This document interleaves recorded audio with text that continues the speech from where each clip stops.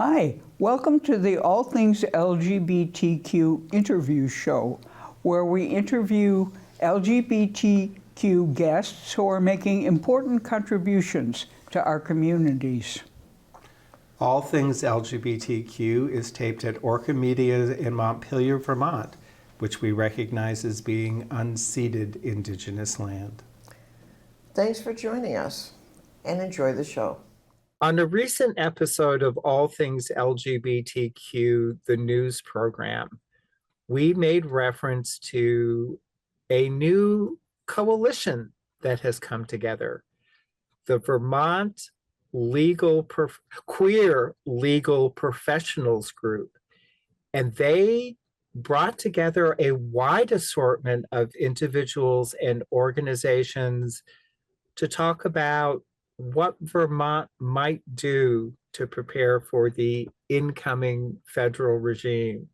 So joining us today is Monica Allard, who is one of those Vermont queer legal professionals who's looking out for our interest and our rights. Welcome, Monica. Thank you for having me, Keith. Thank you so much for agreeing to do the interview.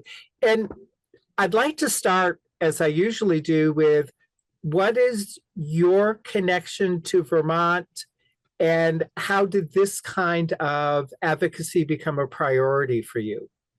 Sure. So I grew up in Vermont. I'm from Vermont originally. Not a transplant. I landed here again after moving away for school and law school and spending some time working in Boston when my spouse matched for residency at UVM. So, you know, he's in fellowship now, and we're still here. We love Vermont and very happy to be back. So let's talk a little bit about how the Vermont Queer Legal Professional Group came together. Was there a sense of we wanted to start a new organization? Did you already know each other and said, you know, we could have a more formal format, and who else can we invite? How did this come into being? Yeah, this came into being because, like I mentioned, I was living and practicing in Boston before I moved to Vermont. And Massachusetts is aflush with queer legal affinity groups. You know, I had one in my law school, I had one in my law firm. There is a Massachusetts Bar Association. And when I moved back to Vermont in 2021, that was the kind of community I was used to having around me and supporting me in my practice. You know, affinity groups are so important, not just because it's fun to connect with people that you have things in common with, and it's good networking, but also because when things happen that impact our community, like I remember I was in law school when Bostock was being argued. And when things like that happen that are impacting each of us and making us fear for the future and our community and our rights, there are plenty of people around us who don't understand what's happening or why that's so important. And being around people who know what's going on, who know how it's going to impact us in our future, and who can help you plan ahead no matter what happens is really like critical to all of our mental health and our support and just our community building. So moving back to Vermont and finding a real lack of that sort of space here, I knew that was something I needed, and I had a suspicion that there was something other people needed and wanted too. So I just started asking around and got connected with my co-founder, Jill Martin Diaz, who is the executive director of the Vermont Asylum Assistance Project, and another queer legal professional. And we just started pooling resources. We started being like, who do you know? We started getting the word out there, having coffees, having lunches, having Zoom calls, and bringing people together. Excellent. So is there an expectation that you will become a Vermont corporation or come together as some type of queer referral service, repository of, this is where you can get legal advice? Or is this primarily just a networking organization? Yeah, right now we are an informal, professional affiliation group. We are working on getting our affiliate status with the National LGBTQ Bar Association. They have state affiliate groups that share resources and ideas and can be a source of referrals or just support. We do not provide like a formal referral service that's complicated under the professional rules of conduct for lawyers. But what we can do is we can, without accepting any sort of referral fees or anything like that, we can help connect people with affirming providers in the state. And that is a role that we've been stepping into in partnership with the Pride Center of Vermont. Because they have a ton of people reaching out to them being like, I need legal help. I don't know who is going to use the right pronouns for me, is going to understand my family structure, things like that. And so we've been able to help connect people with affirming providers in the state. And that's a huge part of what we do. So is it possible to create a resource list that says if you were looking for legal advice in these specific areas, these are attorneys that you might consult? Would that be in compliance? Yes, and we have a list like that. And where might I find that list? It's not publicly available, but if you were to reach out to the Pride Center or to the Vermont Queer Legal Professionals through me, we're certainly able to point you in the right direction. Okay, so that my next phone call will be to the Pride Center asking them where they're listing this. So, okay, so I saw copies of the minutes of this incredible meeting that you all had talking about how to prepare for the incoming changes on the federal level. And my presumption from looking at how detailed it was, you all had read Project 2025 and Agenda 47. So when this group of people got together and you had the ACLU and Legal Aid and, Outright Vermont and the Pride Center and sort of a wide coalition of people, what did you see as being those areas for which we in Vermont, that we as queer Vermonters should most be concerned about? And then we'll talk about, and what do you think we can or should do in response? Thank you for that question. It was a big question. Yeah, there's a lot to unpack there. I think you're very right. I'm proud of the coalition that we've brought together, and we did do our homework. I think we all sort of broadly feel the need to meet this moment here, and I think this incoming administration is being really explicit about what their goals are. And while we can't perfectly predict how and whether they'll be able to accomplish each of their goals, it would be really remiss of us to ignore their goals and what they've explicitly stated to us. So we have seen and heard from them that some of those dangers to our community that are on the agenda are things like withholding funding from schools that allow trans kids to participate in sports or use the correct bathroom, or schools that teach historically accurate history or inclusive sex ed. They've also looked at withholding funding from medical centers that are providing gender affirming care. And those are, I would say, some of the biggest fears that I have that I'd like to work to address. We can expect, I imagine probably day one, a trans-military ban. We can expect likely continued attempts to ban bathroom usage in federal spaces, just like we've seen at the Capitol.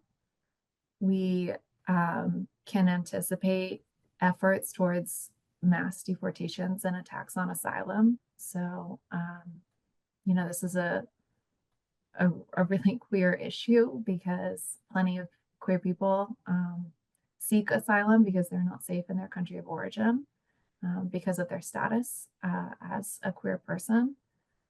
And, we can also expect just continued rollouts of the right to discriminate, right? So under Bostock, it's been interpreted by the Supreme Court that sex discrimination applies to gender identity and sexual orientation within the context of workplace discrimination.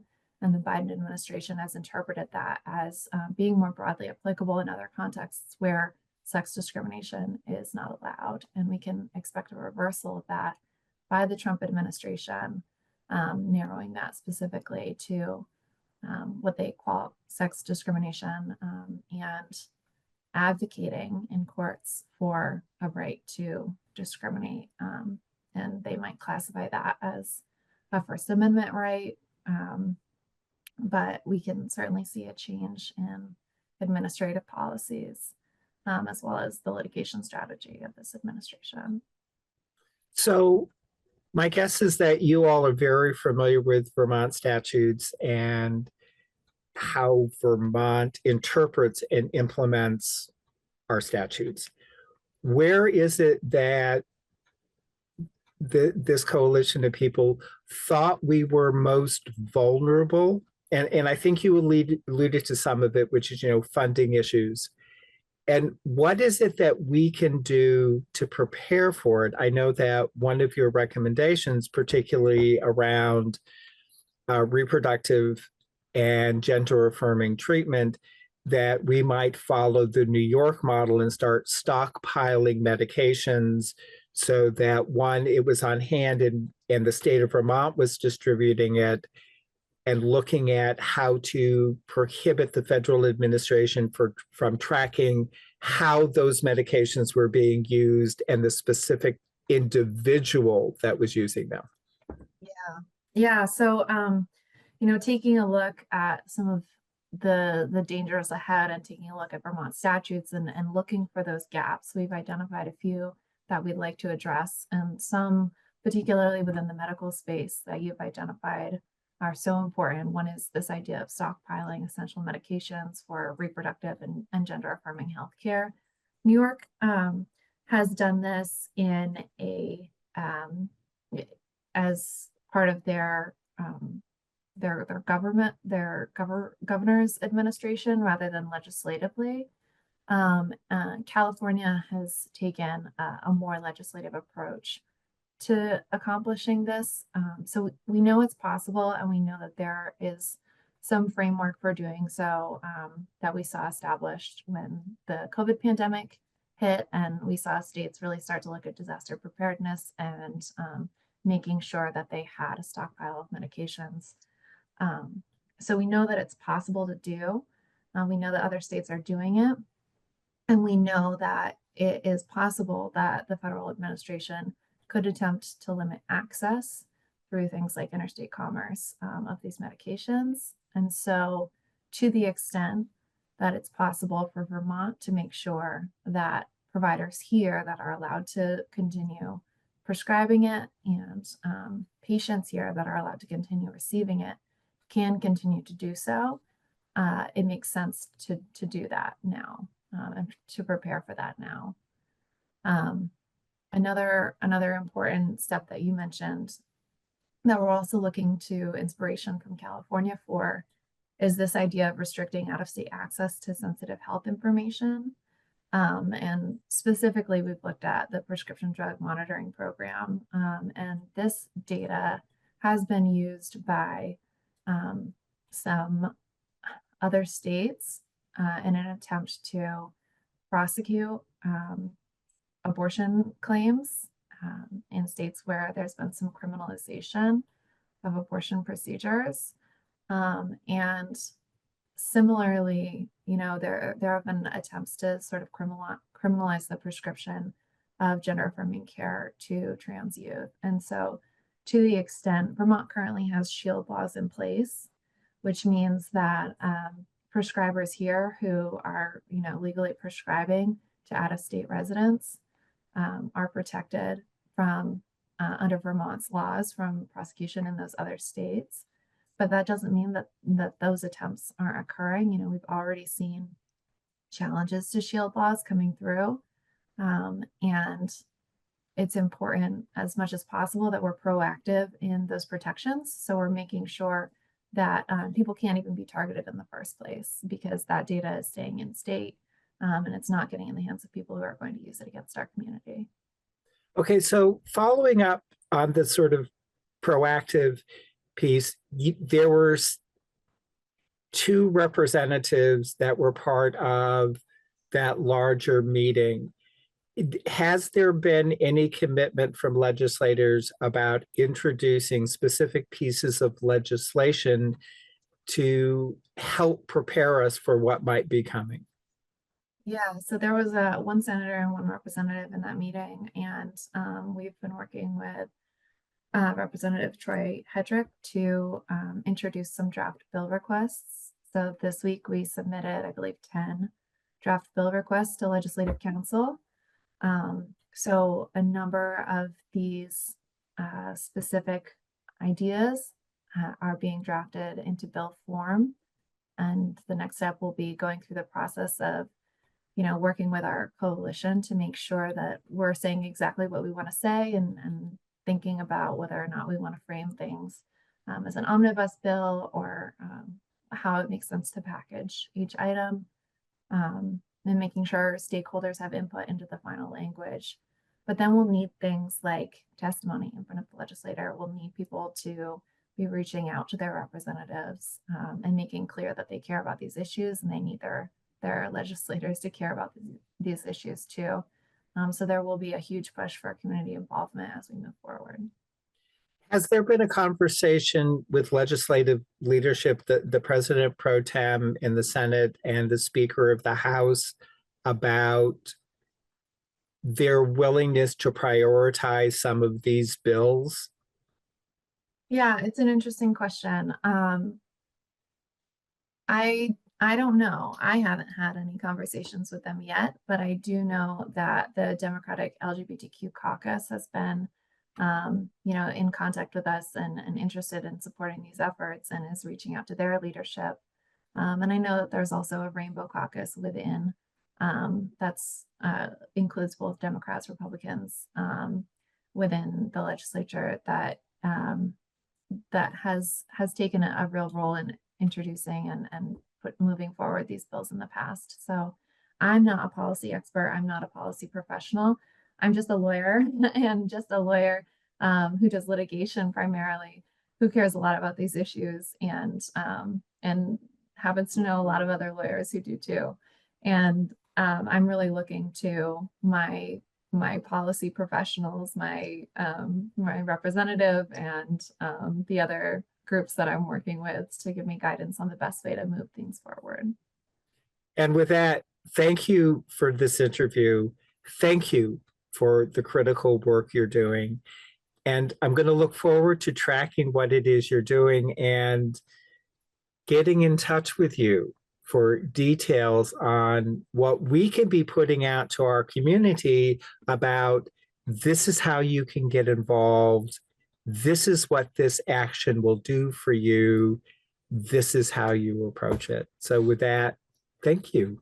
There's been a lot of concern about the incoming federal regime and what we have read in Project 2025 and Agenda 47.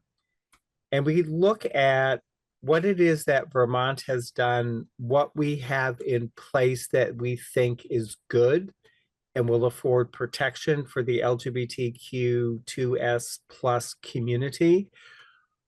But let's talk a little bit more about the family law aspect of Vermont statutes, what we've done that's working, and how we might strengthen it. So joining us for a first-time visit, but as the legislative session, Meg York of Family Equality may be invited back. So welcome, Meg. Thank you very much for having me. Okay, so let's start by talking a little bit about you, how you became involved in family law, your connection to Vermont, and then we'll talk some about family equality and who they are and why Vermont families should become involved with them. Yeah, so my name's Meg York. I use she, her pronouns, and I'm here in Vermont. I'm here in Montpelier. My family and I, or my wife and I, moved to Vermont. So I'm not an original Vermonter. I'm Flatlander. Moved to Vermont in 2012 because we wanted to get married. And at that time, there were a handful of states that allowed people to get married. And Vermont was one of them. And so we came here, fell in love with the state and have made it our home.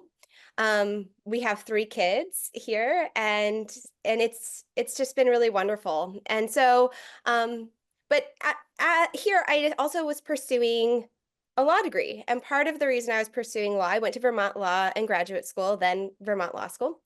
Part of the reason I was pursuing a law degree was because it started to become apparent to me how the law touches everyone's lives and yet can seem so inaccessible to people. So I studied law with the intention of being a translator, making the law accessible to people and making the law work for people's real life experiences. Family law was not initially what I was pursuing, and yet as I got into it, I really fell in love with this area of the law because it's so personal. I can't think of anything that matters more to me than my family. And so being able to use my education to help people secure their families, find that peace of mind has just been so rewarding. So you currently are an adjunct professor at the Vermont Law School. Yes. And that's specializing in family law? So I prior to joining Family Equality, which is where I work now, I was a professor of law at Vermont Law and Graduate School. And there I was a clinical professor in the Family Law Project. During my tenure there, I got grant funding to start something called the LGBTQ Family Law Project, where we provided legal services to anybody who identified as LGBTQ and had a family law issue for free. And that was a wonderful way to give back to our community. Since I've moved on to Family Equality, I've stayed connected with the law school. I help in the legal writing department and I teach classes when I can. Now, is the law clinic that has the pro bono for queer families something that's still offered at the law school? So my understanding is that I don't know that they still have earmarked funding for LGBTQ families, but I do know that the law clinic is still in place. And so that's always a good source for people to go to seek some information if they need some. Okay, so let's talk a little bit about family equality, because actually family equality was one of the advocates who worked on behalf of Vermont's most recent adoption reform bill. Family Equality is a nonprofit organization. We've been around for about 45 years, working to advance lived and legal equality for LGBTQ families. And it's really a national effort, so across all the states, and has a few different components. We offer programming for folks, so there's peer support groups. We have Family Week in Provincetown. We just celebrated the 30th anniversary of that. It's the largest gathering of LGBTQ families in the world. And then we also have a policy arm of our organization. And in the policy department, we have a few different areas of focus. We focus on LGBTQ protections in schools. We focus on defense of marriage. We focus on the child welfare system. And then my role is in family formation and protection. So if there was a Vermont family who was encountering some difficulties and needed a legal resource, advocacy, representation, Family Equality is a nonprofit to which they should reach out? Family Equality, we have a lot of resources for people, a lot of information on our site. We have a blog, we have a newsletter, we have a specific policy page. The newsletter comes by email, so you can get all of these resources on Family Equality's page. What I will say is we do not litigate, so we don't represent people in their appeals or things along those lines. We do often file amicus briefs to, which are friend of the court briefs to support a specific position, to support our queer families. But we don't litigate. We can help direct people toward folks who do. GLAD Law is a fantastic resource here in New England, and they do litigate. And then, of course, National Center for Lesbian Rights. Several others have helplines and legal info lines, and those are great resources as well.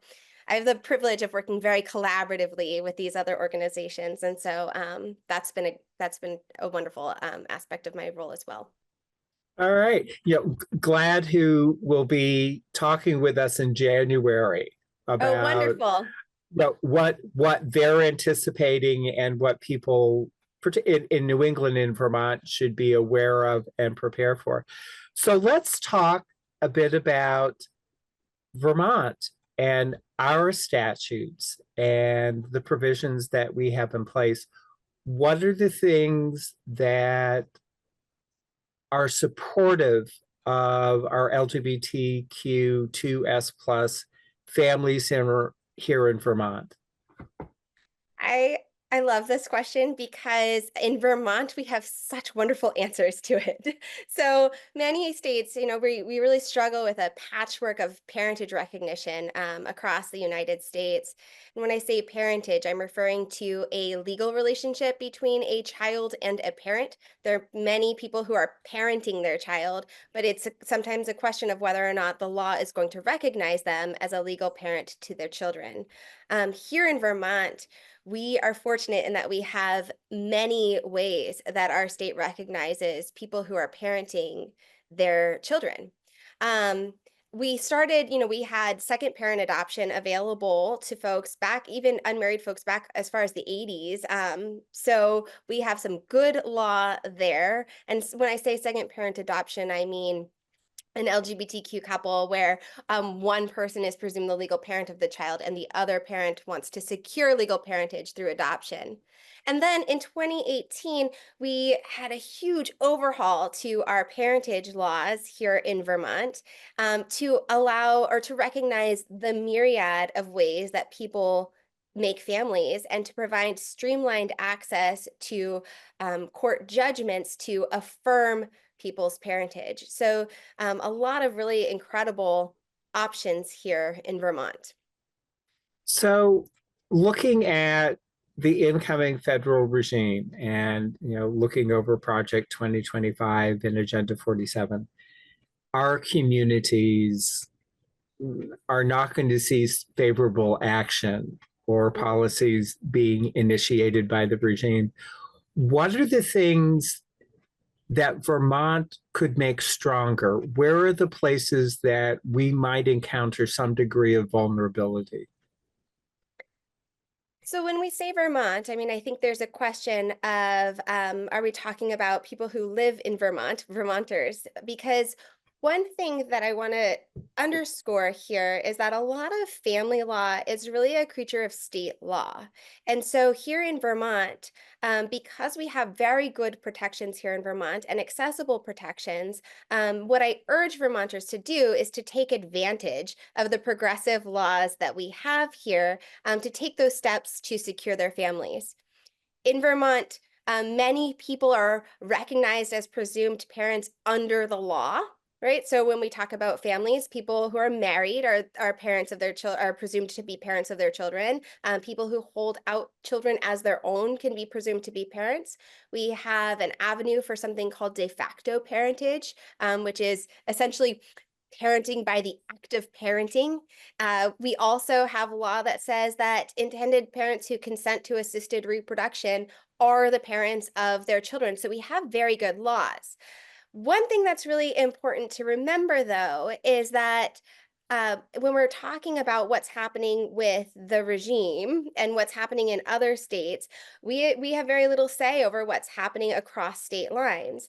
And so one thing that's very important for parents to remember is that when they go across state lines, if something were to happen, if circumstances came up, other states are not obligated to recognize parentage that arises out of state law or doctrine, but they are obligated to recognize court orders or court judgments. And that's because of the Full Faith and Credit Act of the US Constitution. So here in Vermont, it's very important because we do have accessible pathways to secure legal parentage, whether it's through second parent adoption or through a parentage judgment, or even through a voluntary acknowledgement of parentage. Those are judgment equivalents, a slight difference, but judgment equivalents. It is really important for LGBTQ Vermonters to take those extra steps to get that court order, so that when they do travel, when they do go across state lines, they know that their family is secure no matter what. And one thing that we are doing here in Vermont, or that our plan is for the next legislative session, is to introduce confirmatory adoptions here in Vermont. So that is another option that will hopefully become available to LGBTQ parents. It's currently offered in 8 other states, and we're trying to work on it a few different places. I've had the privilege of collaborating with the incredible Polly Crozier of GLAD on some of these efforts, and particularly its effort here in Vermont. And so what that would do is say, hey, if you have a child by assisted reproduction and you want to get that legal security, you have yet another option and another streamlined pathway to do that. So Vermont's really trying to move forward and simplify the processes to get this legal security, which is so critical for our families.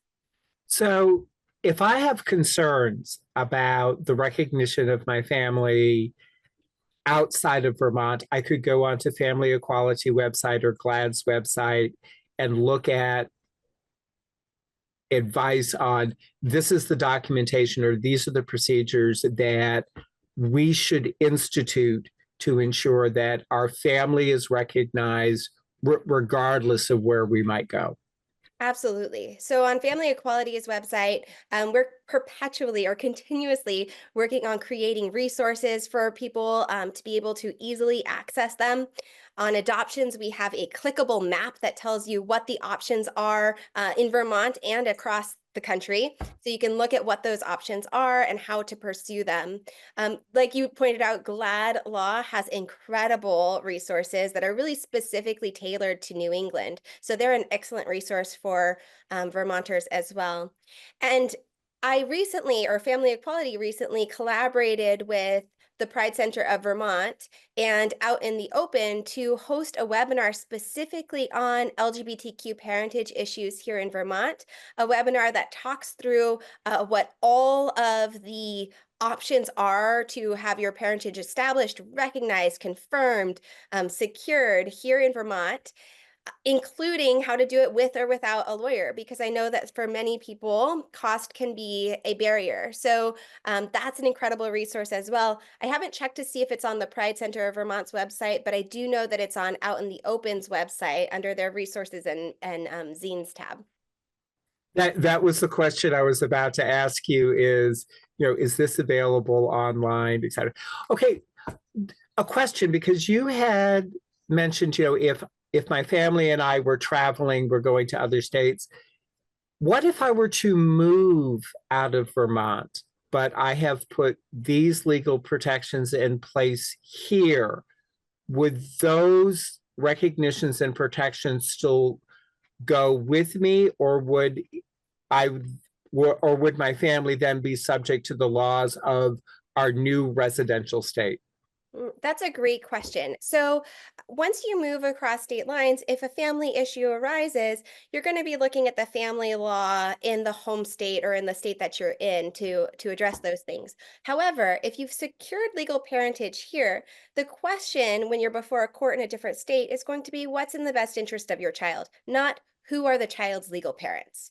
And that's a really key distinction, because you don't want to get into a situation where things are coming up and you're trying to address them and you have to step back and even just show that you're a parent at all. So that's really, securing that legal parentage here really lays the foundation for legal security. A court order validly issued cannot be undone and must be recognized, even if the laws of that state wouldn't otherwise issue the same type of order. But if I'm looking at moving to a different state, I probably should go on the Family Equality website and find out what are the protections that are available, what is the recognition in that new state, much the same as the advice we give our transgender youth who are looking at going to college outside of Vermont. Are there protections in place? Is there protocols in place that is going to support you as, a transgender individual? So, Yeah.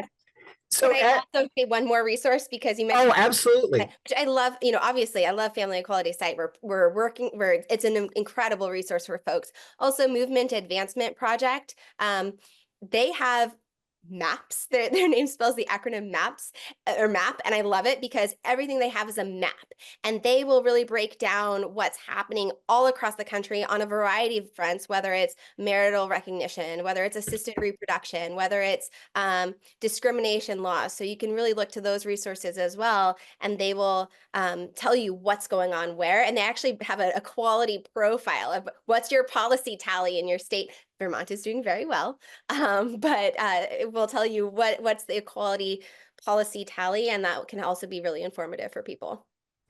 All right. So in a remaining couple of minutes, Wow, so fast. I was going to say, it always goes so quickly. Yes. What is the question that I haven't asked you that an LGBTQ2S plus family should ask? That's a great question. So I think I'm going to answer that by telling you what has been asked of us since the election and what has been asked of me since the election. So when we got the election results, of course, people were very nervous about what that meant for them. And it's particularly, of course, one thing that we haven't touched on really here today, because it's a little bit outside of the scope of the bulk of my work, but trans individuals are really, really worried, and with good reason for what's maybe coming down the pike. As far as family law goes, some of the questions that I'm getting most often are things like, what's the security of marriage equality? And I also get the question of, particularly for folks in states like Vermont, we have the option of a second parent adoption or a parentage judgment here. Is one better than the other? Are we more secure with one than the other? And so I want to touch on each of those because I think they're really important questions to answer. As far as marriage equality goes, here in Vermont, we've got one thing is, again, like I said, a lot of marriage is really a creature of state law. We've got excellent state laws here in Vermont for marriage equality. We have excellent reproductive liberty right here in our Constitution as well, which is part and parcel with the assisted reproduction that many LGBTQ families need to access. So we have great laws here in Vermont. Federally, we have Obergefell. We are not anticipating that Obergefell is going to be immediately challenged, but we are preparing in the event that it is. So that should give folks comfort to know that nobody is sitting on their heels here. Mary Bonato and GLAD Law are really leading those charges to really protect and defend marriage equality. And Mary has some great words of comfort to offer folks. And that is, the decision was rightly decided, that most petitions, even if we were to see a challenge, most petitions are denied. People are very favorable of marriage equality. It's been a huge success. And so, we're really comfortable there. Plus, we have the Respect for Marriage Act, which is that bipartisan federal law that says, a marriage validly entered must be respected across state lines. So even if the worst were to happen, you're married here in Vermont, you're going to have that respect across state lines. It would be very difficult to overturn the RMA. About parentage versus adoptions, I think one thing that's really important to keep in mind is that both result in a court order. And like we talked about earlier, Adoptions and parentage judgments are both court orders, and under the US Constitution are entitled to that full faith and credit. So whether or not you choose adoption, whether you choose a parentage judgment, whether you choose confirmatory adoption once that becomes available, that's going to be a really personal choice based on what feels right to you. But you should know that all of these are really solid choices for securing your family legally. All right. And with that, thank you for spending this time with us. Definitely you will be coming back, so we might talk a little bit more about the specific concerns for someone who identifies as transgender. You also made a reference to education in schools, and I would definitely like to talk to you about that. So Well, thank you. Thank you for this time. Thank you so much for having me. It's been a joy to be here. Thank you for joining us. And until next time, remember, resist.